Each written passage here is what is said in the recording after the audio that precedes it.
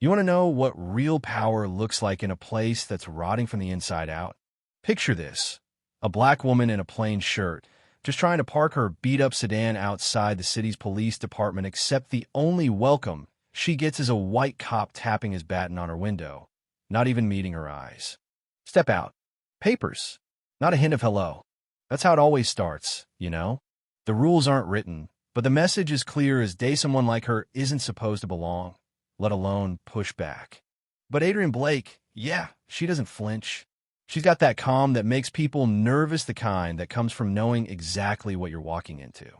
So, she hands him her ID, city seal shining dull on the plastic, and waits while he flips through it like he's hoping for a reason to ruin her day.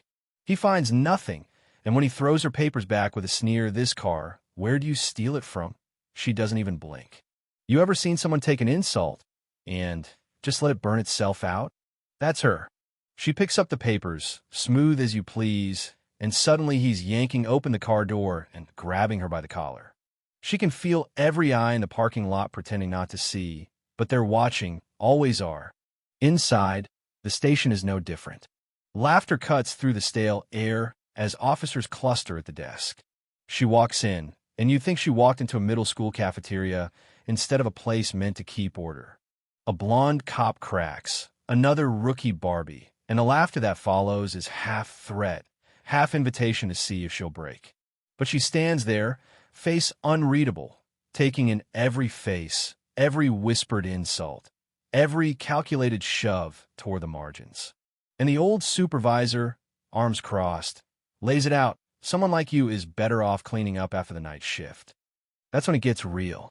Adrienne's not there to ask for respect. She's not there to pretend it'll all just work itself out if she plays along. She's there to survive, to outlast the rot, and maybe, just maybe, force the whole place to see itself in the mirror. You know what I mean? Because that's the test, right? Not if you can fight back with fists, but if you can outlast the game without giving them what they want. See, every welcome is another setup. Cold sandwich, bottle with faded lipstick, gift for the new girl. The real gift is the silence that follows when she picks up the sandwich, sets it back down, and tells them, maybe you should revisit your pride menu. No one laughs after that.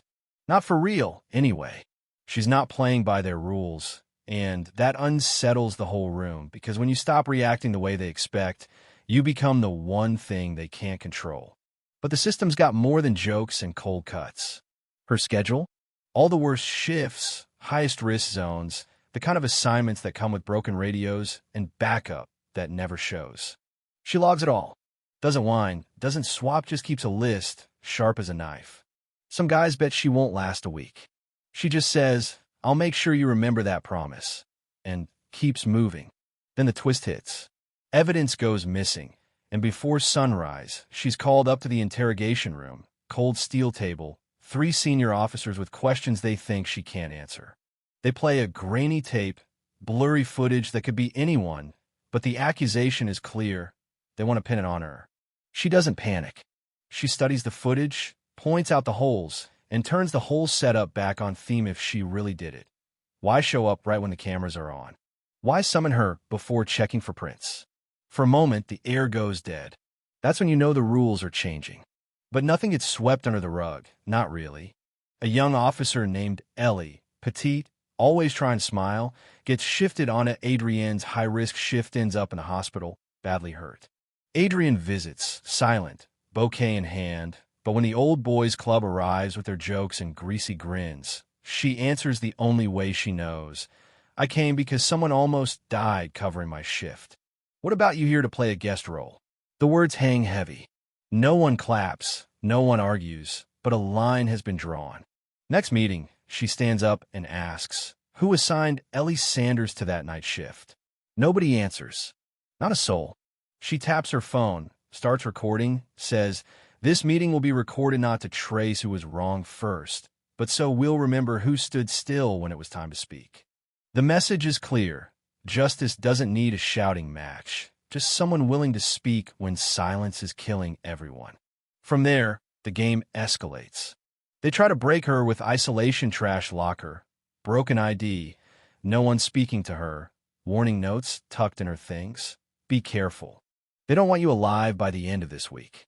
She just locks her things tighter, stands taller, makes it plain she's not leaving unless they carry her out. And then, finally, the big reveal. Meeting room packed, Chief at the head of the table, ready to deliver the usual warning about outsiders, stirring up trouble except Adrian walks to the front, pulls out her envelope, and reads her appointment letter, Chief of City Police. The shock is like a wave. She tells them, I've been silent to see for myself what needs to change. What I've seen is not a professional force, it's a group willing to destroy anyone they can't control. The ones who sneer before you, they're staring at their hands now. Nobody laughs, nobody objects, and in that moment, the game flips. She doesn't clear house with a vengeance, she does it by the book, one investigation at a time. Those who built their careers on silence and backroom deals, suspended, demoted, brought in for hearings, they're now public. The ones who once mocked her are the first to lose their posts when the audits begin. And for every person who speaks up about corruption, intimidation, or threats, she listens, writes it down, protects them, and lets the evidence speak. But don't think the old guard gives up quietly. Rumors swirl, forged evidence gets planted, and they try to drag her name through the mud. It fails. She tracks the setup, exposes the liars, and makes it clear. If you try to rot this place from the inside, I will drag it all into the light. That's when something changes, not in the rules, but in the people. The ones who used to sit silent start stepping forward. Testimonies pile up. A young officer stands in front of the whole department, admits he kept quiet out of fear, and says, I was wrong. Adrian doesn't pat him on the back, she just says, this is what I want to see.